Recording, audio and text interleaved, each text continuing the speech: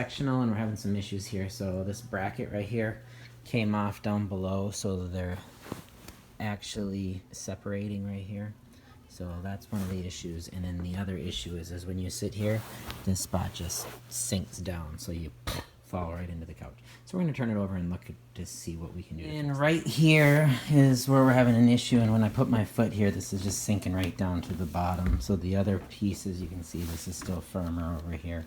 So we're going to flip this over and see what that is, and then we're going to screw this back together. Kids are unscrewing the legs. We've removed all the staples on the backing here. Now after dropping that backing, we're going to look through the springs here, and we're going to look to see where it was sagging. And right here is where it was sagging, and you can see this cross wire here broke.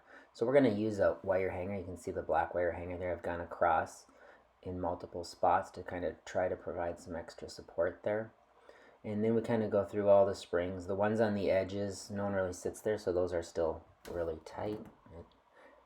And we just go through all of them. After we've gone through all of them, what we're going to do is we're going to look to the side, and we're going to see like if any of them are coming out. We want to make sure they're all flat and flush. And right as we're coming across here, we're coming to that spot again where the wire had broken, and those springs right there are sagging down. So we can try to bend them up. It's not really going to work, but what we're going to do is we're going to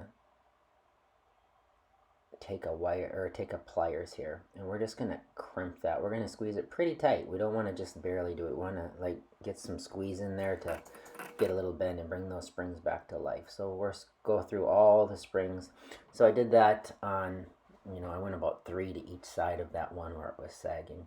And then next what I did is I took a wire hanger and I just zigzagged through to provide extra support. And then after I had put the wire hanger through there, so I had connected 4 sets of wires, I had done 3 sets of zigzags.